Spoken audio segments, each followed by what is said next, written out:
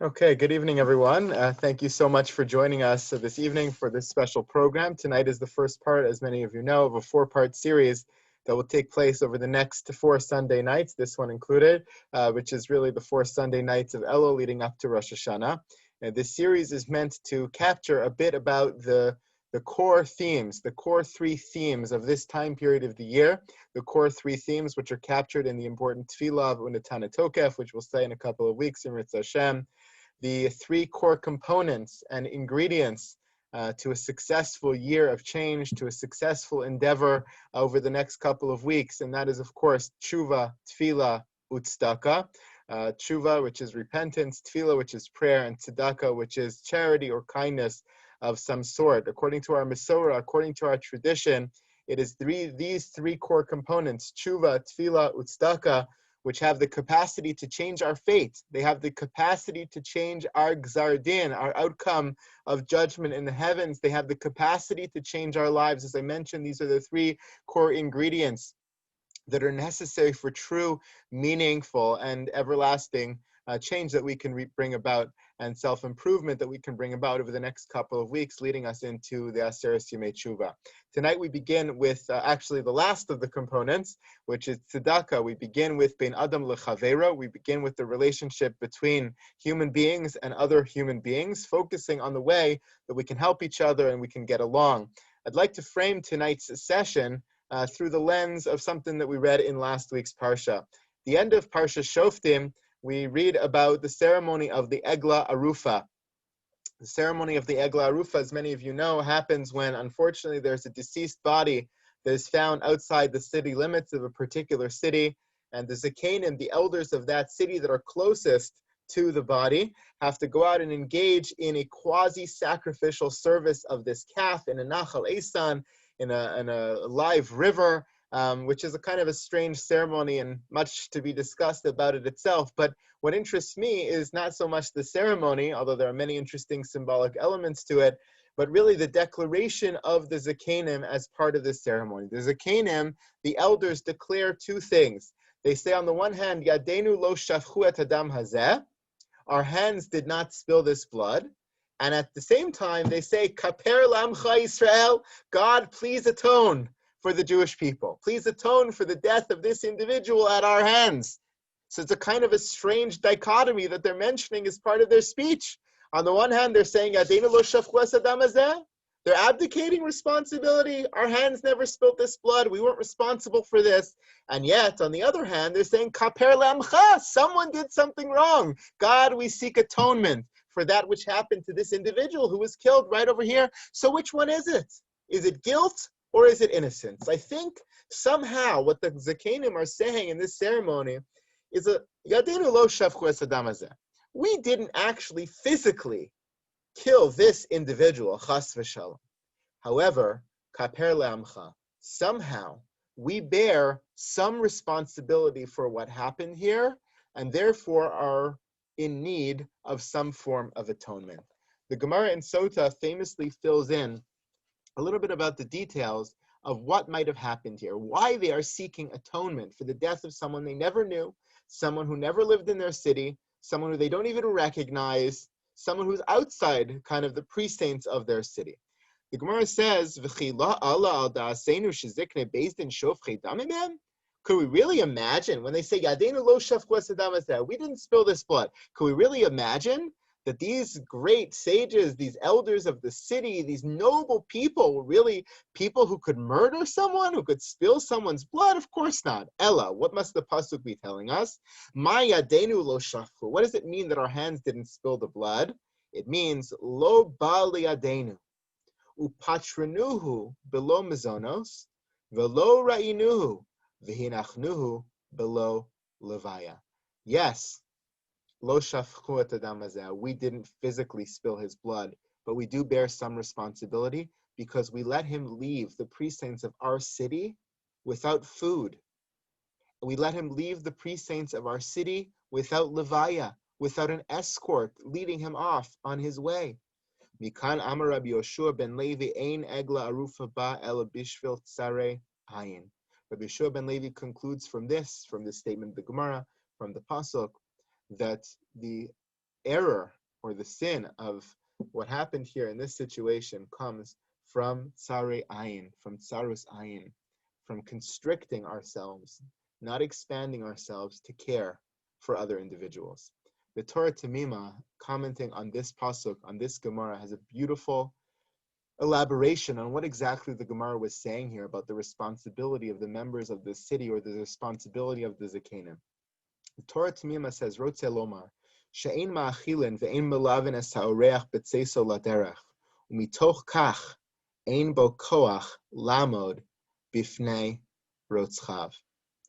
He says, when someone comes to your city and you didn't pay enough attention to them, you didn't care for them, you didn't give them a proper escort out of the city, you didn't give them food and water, what it means is that you didn't give them enough strength and sustenance to ward off their enemies along the road.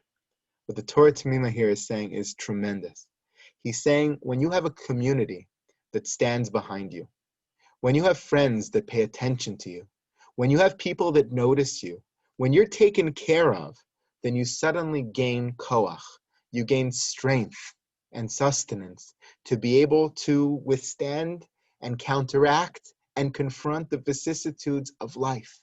But when you leave a city and no one even notices you, when you leave a city and no one stretched out their hand to say, goodbye, have a good journey, you don't have the physical or spiritual or emotional sustenance and strength to be able to make it along the way.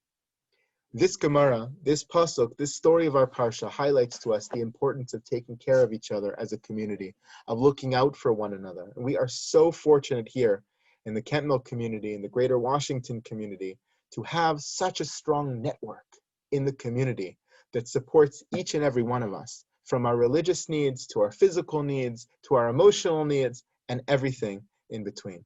Aside from our amazing shuls and schools and yeshivas and restaurants and other communal institutions, we are blessed with 5 primary fantastic organizations that really take care of the needs of the individuals in our community, that really are there to create the backbone of a life, of a community in which we can all feel comfortable, in which we can all live in a way that we feel supported.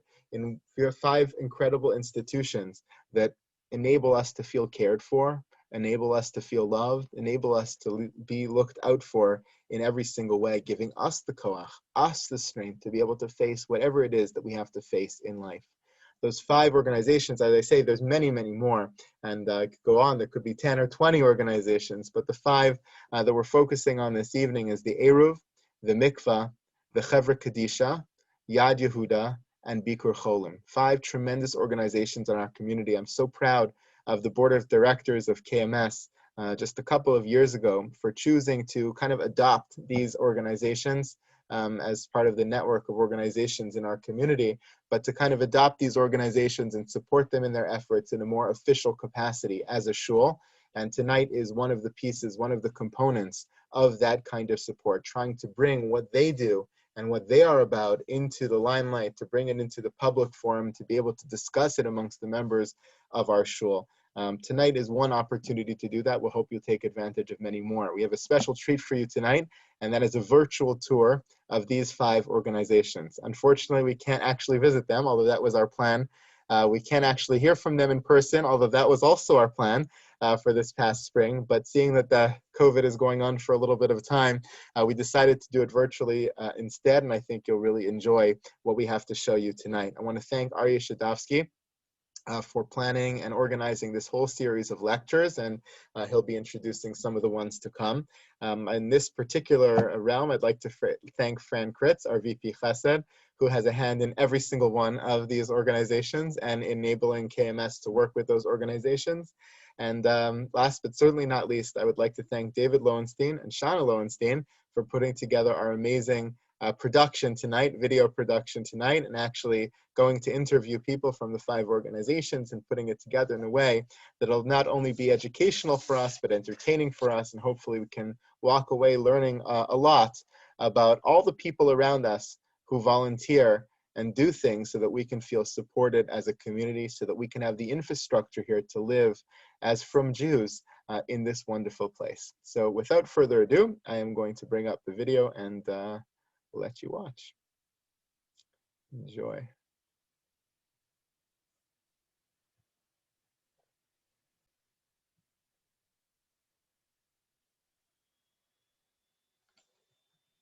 My name is Shlomo Katz, and I'm the president of the Silver Spring Eruv Association. The Silver Spring Eruv Association maintains the Eruv that encloses Kent Mill, Northwood, White Oak, and Hoodley Cross Hospital. A map of the Eruv can be found on the KMS website under Community. Also on the KMS website, you'll find a link for signing up to receive an alert each Friday telling you whether the Eruv is up or down. By the end of this short video, you will understand why you should never assume the Eruv is up. The Silver Spring Eruv dates back to the early 1980s. Its founders included Dr. George Lowell, seen in the center, Dr. Irving Katz on the right, and not shown, Dr. Josh Rosenblum, alav shalom. Irving Katz is one of the original members of KMS, still lives in Springbrook Forest, and is my father. Another KMS member who was an early leader of the Eruv is Jacques Gorlin. The person on the left is Charles Gilchrist, county executive of Montgomery County at the time. Here you see him signing the Eruv Proclamation. The Eruv Proclamation is one of the three essential components of the Eruv. One may not carry in a public space, even within an enclosure, without permission from all the owners of that space.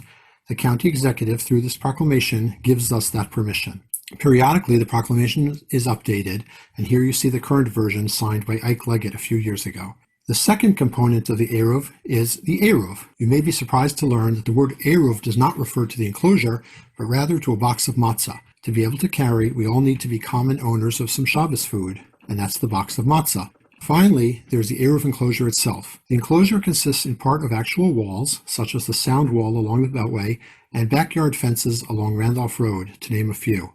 An Eruv enclosure can also consist of natural features, such as a slope or stream bank of certain dimensions. Most of the Eruv, however, is made up of tzurot petach, literally forms of doorways.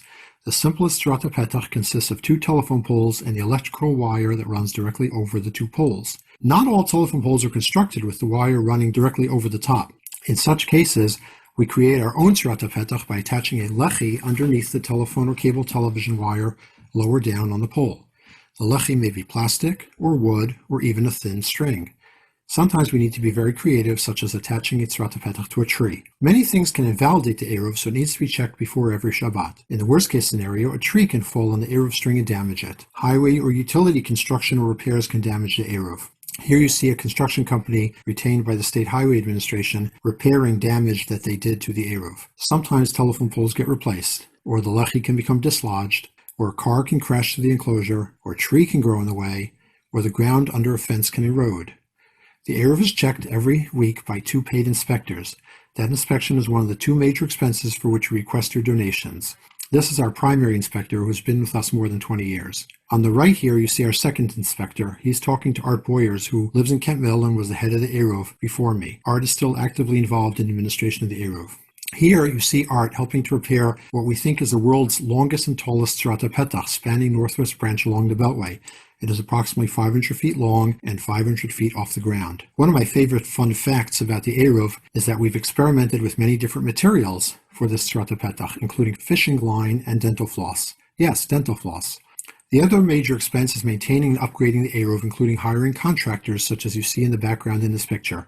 The man on the right is a leading Eruv authority from Yerushalayim. He had come to my house raising money to publish a sefer on Eruvin. When my wife told him that I was out working on the Eruv, he said, "Forget the money, I want to see." Yes, he got a donation as well. During or after the weekly Eruv inspection, the inspectors call or text me and report whether repairs are needed. Part of my role is to find volunteers needed to make those repairs. On a personal note, I'm very proud that the work of my father and myself is continued by my son Moshe, who runs the Eruv in Olney, Maryland. Even Moshe's son Hillel wants to help out. If you would like to volunteer or to learn more, please email me at silverspringeruv@gmail.com. Hello, I am Debbie Katz, and I have the privilege of serving as Vice President for Yad Yehuda of Greater Washington. Since 2006, Yad Yehuda has been a Chesed organization that serves the needs of the Greater Washington Jewish community. Yad Yehuda is composed of many community volunteers of all ages who run our programs with a sense of deep purpose and love. We really are community helping community. Here is a graphic that gives a quick overview of the scope of our services. In the center is our core mission. To the right, our independently managed programs. On the left, our community programs. As our core mission, Yad Yehuda serves as the Jewish community's food and financial safety net, assisting hundreds of individuals from every Jewish neighborhood across Greater Washington every year. The Capital Kosher Pantry is like a small grocery store located at the Yad Yehuda House in Wheaton. Your food and financial donations help keep the Capital Kosher Pantry well-stocked. Qualified patrons shop for groceries, fresh produce, personal products, and even school supplies free of charge. Patrons are served with the utmost respect and confidentiality. The pantry can make the difference between a family having enough to eat and going hungry. Assisting individuals and families in financial crisis, the Emergency Financial Relief Program provides highly individualized advice and support. Yad Yehuda volunteers work to address all aspects of the client's emergency situation with the goal of restoring financial independence.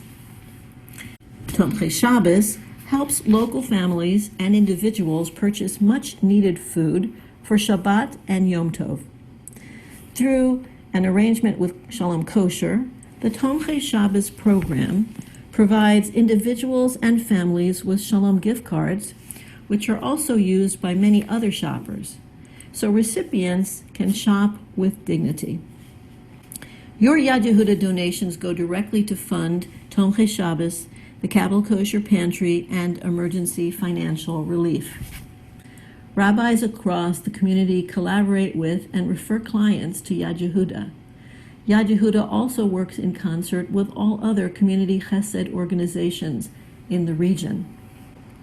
Yad Yehuda is also home to a host of independently managed programs pictured on the right side of this infographic. They are funded by directed donations.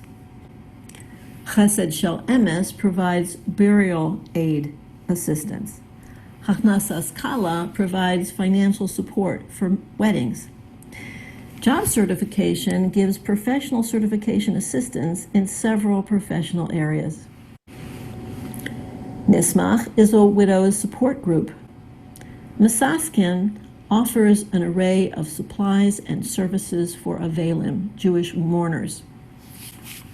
Our community programs pictured on the left side of this infographic are entirely volunteer-driven. Gemach Exchange is a large network of local gemachim. Izun provides personal budgeting and debt recovery guidance. The Chesed Guide gives links to Chesed resources across the United States. Partners in Tefillah connects community members who daven for one another. The Clothing Exchange offers free, modest, lightly used, or new clothing. It is open to the whole community. Seuda Finder connects hosts and guests for Shabbat and Yom Tov meals, at least when there is no COVID-19. This program is also known as Hachnasas Orchim of Camp Mill. We strive to be timely and responsive, so when COVID-19 hit, Yad Yehuda swung into action, creating a COVID-19 website, covidgw.com, which aggregates information about a large number of relief services in one online location. Also during COVID-19, Yad Yehuda has played an important role in organizing a kosher version of the nationwide USDA Summer Food Program. Kosher meals are being provided by local vendors for children 18 and below without regard to income eligibility. This project has benefited over 1,000 local kosher eating children every day since May and will be running through the end of August. Yad Yehuda is a living, breathing organization whose goal is to be continuously responsive to the needs of the Jewish community. There's a lot more to know. Find out more about us online at yadyehuda.org or give us a call. We all are community helping community. Thank you for your constant support. Hi, I'm Audrey Siegel. I'm the Executive Director of Beaker Holem of Greater Washington. Beaker Holem of Greater Washington is a nonprofit registered in the state of Maryland and serving Montgomery County, Maryland, Washington, D.C., and Northern Virginia. BCGW's mission is to support the sick, their caregivers, their families and loved ones, and since COVID-19, also healthcare workers in the Jewish community. One of Beaker Holem of Greater Washington's most accessed programs is the Lunzer Food Program. These are kosher meals for hospital patients, caregivers, and those recovering at home.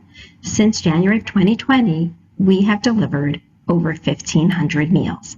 There's been a spike, as you can see, in the last 3 months, no doubt due to the pandemic that we are all grappling with.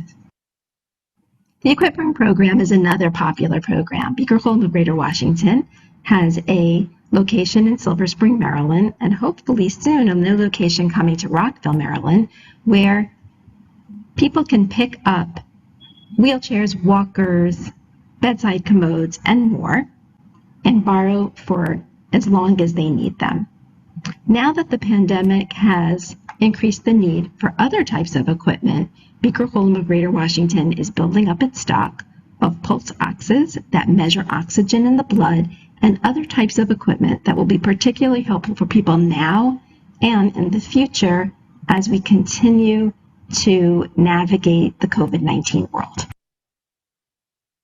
The Meir LaOlam Hospital Pantry Program. It's hospital-based support at its best. The main feature, of course, are the 4 Beaker Holem rooms in local hospitals: Children's National Medical Center, Holy Cross Silver Spring, Shady Grove Adventist, and White Oak Adventist, with a mini pantry at the Children's Inn at NIH. These rooms are fully stocked with kosher food, all kinds of amenities, religious items for Shabbat and holidays, but most importantly, they are a connection to community for people who are isolated in hospitals and an island of calm in what can sometimes be a very turbulent atmosphere.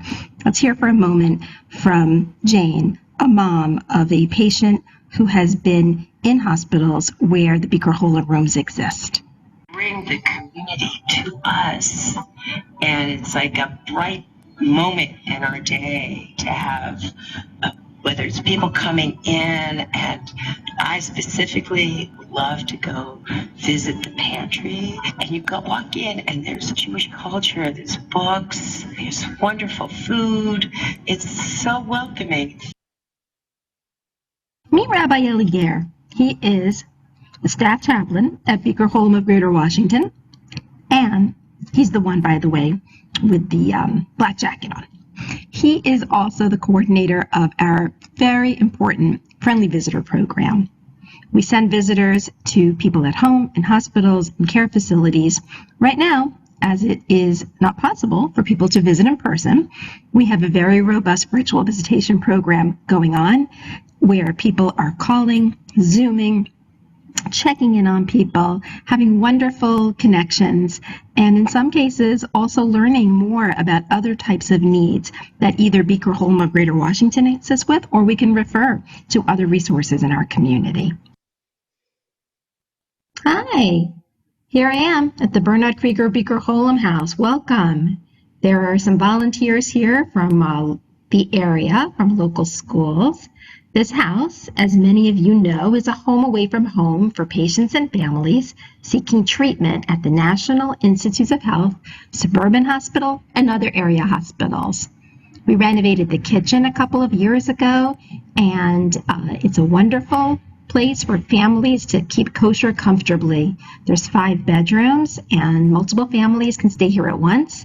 We have a healing garden in the backyard, an accessible deck that was built in partnership with the Yachad organization of DC, and a playroom, the Ilan Rasuli playroom, full of wonderful toys, puzzles, games for children to play with while they are here.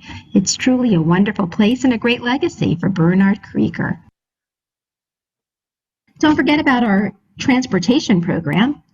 Beaker Holm of Greater Washington volunteers drive people to needed medical appointments and also to visit their friends and family in the hospital.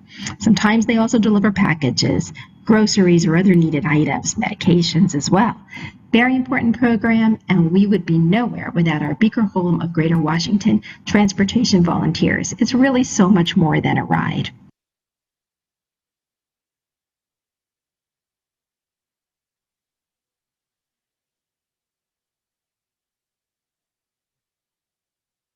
Hello, my name is Craig Simon. I'm with the Chevra Kadisha of Greater Washington. I've been doing Taharas for about 10 years now, and I want to thank KMS for giving me the opportunity to speak on behalf of the Chevra. We are an organization of volunteers that includes Kohanim even, and we always are looking for more volunteers. If you're not comfortable doing a Tahara, which is I'll explain the process in a minute, that's quite all right. We need people to help organize teams and coordinate the goings on. And so if you would like to volunteer, please reach out to the Chevra. I'm sure KMS will put out some sort of information for that. Okay, so a Tahara. The main thing that we do is Kavod HaMeis, is honoring the person who's passed away. So the entire process is to honor the person. It's a last chance for us to perform a mitzvah for that person, and we do our best to show honor. So when we go to the funeral home, we first of all need to take care of ourselves. So it's a lot of work, but it's going to make sense, I promise. So first thing we do is we get there, we wash our hands, and we get in our PPE, our protective personal equipment. We wear gowns, we wear gloves, face masks, booties, hairnets, face shields, the whole thing to keep us nice and safe. And after we do that, we split up our team, there's usually 3 or 4 people, and to perform the actual Tahara itself. So the first thing we do is we undress the mace, we undress the person, and we cover them with a sheet or a towel to preserve as much dignity as we can. And we also don't do a lot of talking when we're in the room. We want to make sure that everything we do for the mace. And there are prayers that are said, there are psukim that are read, and we then wash the body using warm water to clean off any dirt and things like that. The next thing we do is we have 3 big buckets of water that we pour over the mace all at once. And the purpose of that is as if we're putting the deceased inside of a mikvah. And we say tahar hu 3 times. So really it said 9 times because each person says it 3 times. And we do that. And that's where the name tahara comes from doing this process. We are being matahir the mace. And after we do that, we dry off the mace and we put them in tafrichen, which come in a container like this. For a man, for a woman, it would say woman. And inside of this package, there is a head covering, there is a shirt, a pair of pants, a kittel, a gartel, and 2 shoelaces. And we dress the mace, and this is made of simple white linen, cotton. Everybody gets the same. The other thing we do for men is we wrap them in a tallis. And if many times the mace's family will provide us a tallis, but if not, we provide one. Just a simple tallis like this. And one of the things we do is we cut off one of the tzitz. So just like we tuck in our tzitzis when we go to a funeral home or we go to a cemetery, we also cut off one of the tzitz of a tzitzis and we tie it actually to the gartel on the mace. This is for men. And after we do that, we place the mace inside of the aron, inside of the casket. We put broken pottery shards over the eyes and mouth, and then we sprinkle dirt from Israel over the person. We wrap them in a sheet, which also comes in this package, and then we close up the aron. One of the things that I think is most beautiful is can be found in this book, which all funeral homes have and all leaders have in the Chevra Kadisha for Taharas. And it's a thing we say a few times, but at the very end, it is very beautiful. After we close the aron, the casket, and we're about to leave, we say, Ploni ben Abraham, whatever the mace's name is, everything we have done, we have only done for your honor. Any mistakes made were our own and unintentional. We ask Mechila for you and from you, for ourselves, your family, friends, and for all of Klal Yisrael. And that's the basics of doing Tahara. Again, thank you very much to KMS for giving us this opportunity. If you'd like to join the cover, you're interested in trying it out, please reach out. We go at your speed. If somebody's interested, you tag along first, and wherever you feel comfortable with, you would join, and we'd invite you to join us. And thank you so much.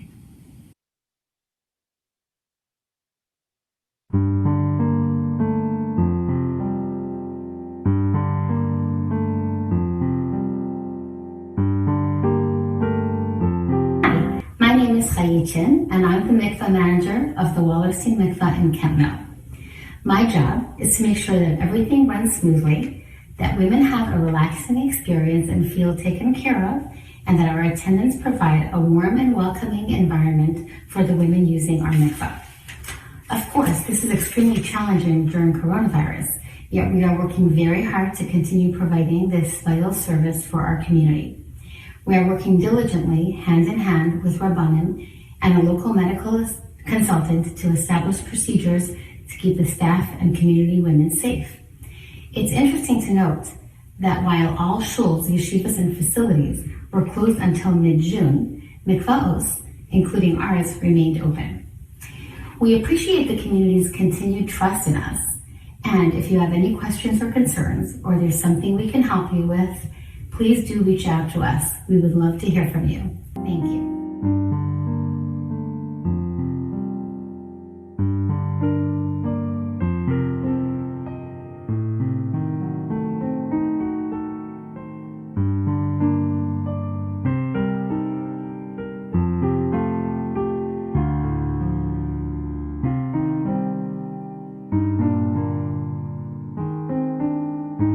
Hi, I'm Lori Tolchin, president of the Mikveh Emunah Society, or MES, and a longtime KMS member.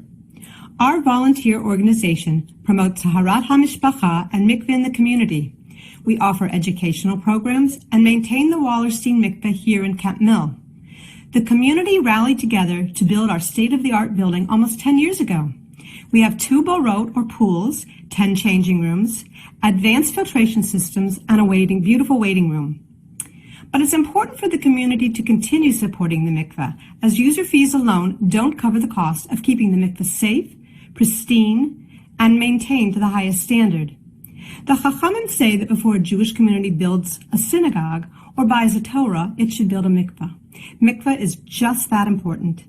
The mitzvah of Taharat HaMishpacha beautifies and sanctifies our entire community, and it requires the financial support of all. To ensure a strong Jewish community, please consider supporting our important work.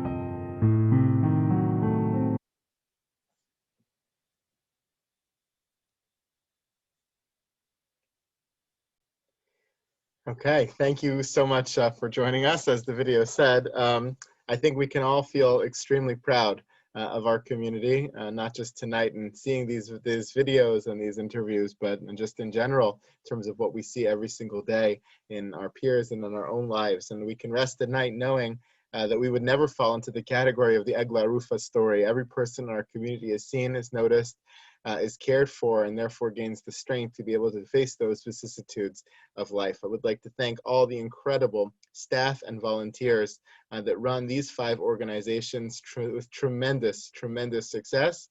And of course, as I mentioned before, the many, many other organizations in our community, which hopefully we'll have an opportunity to highlight another time as well. Thank you so much for joining us. If you'd like more information about any of these organizations, please contact me. I'd be happy to set you up. And this video will be available on our website, hopefully as of tonight or tomorrow. So if you'd like to watch it again to re-familiarize yourself with some aspect of it, you're more than welcome to do that. And thank you all for joining us. Take care. Have a good night.